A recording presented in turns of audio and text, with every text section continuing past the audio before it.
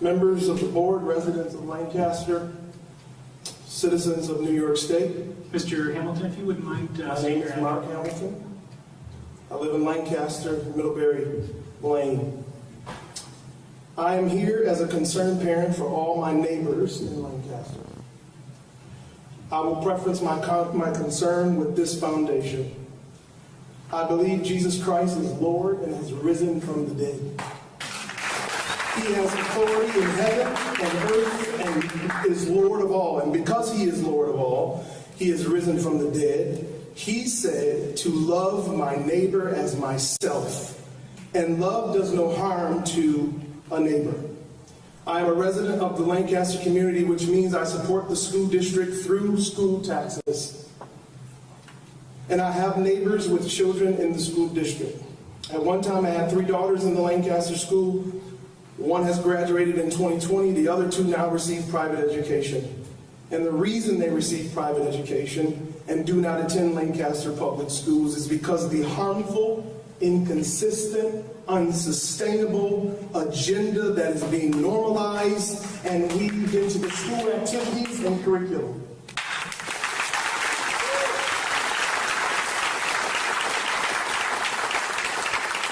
Many people think or even may say, I don't care what people do, let people do what they want as long as it doesn't affect my child.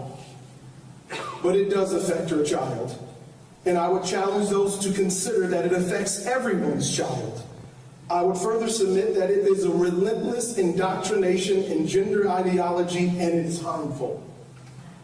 For example, for good reason, we don't allow 5th graders to be 11th graders simply because they want to, feel like it, or believe they are 11th graders. We also don't encourage or suggest people participate in a day to recognize prejudice, lying, stealing. Pride cannot be an exception. Pride has always been a bad idea. When we celebrate and say pride is now a good thing, we should anticipate the next thing to be celebrated in the string of letters and symbols that open up unlimited possibilities. Diversity, equity, inclusion.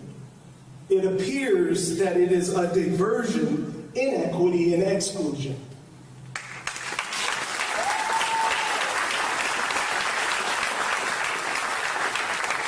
There's no neutrality here, and to be clear, there is religion being pushed here. There is a religion being pushed here through days of silence and recognition and laws that demand thou shalt say and not say, speak and not speak.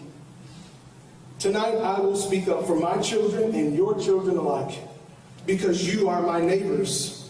Bullying is bullying, whether it comes from the students, faculty, the school board, or even parents.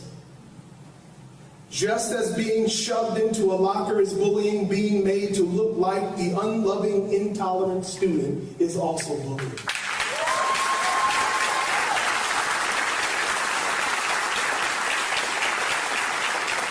To bow down to the need to this religion and its so-called love. We can stand for true love. We can stand for true love that is clearly fixed, defined, and informed by the truth found in the person and work of Jesus Christ. Love does no wrong to a neighbor. It does not insist on its own way. It is not irritable, resentful. It does not rejoice at wrongdoing, but rejoices with the truth. If we love these children, we must act like it and care for them by speaking objective, unchanging truth. Kids need us as parents as a reality check. And it starts tonight by speaking out against the harmful, inconsistent, and unsustainable worldview that's growing and changing and contradicting acronym of the LGBTQIA2S+ agenda. If you entertain this agenda to be consistent, you will very soon have to entertain the next agenda that blurs the lines of reality,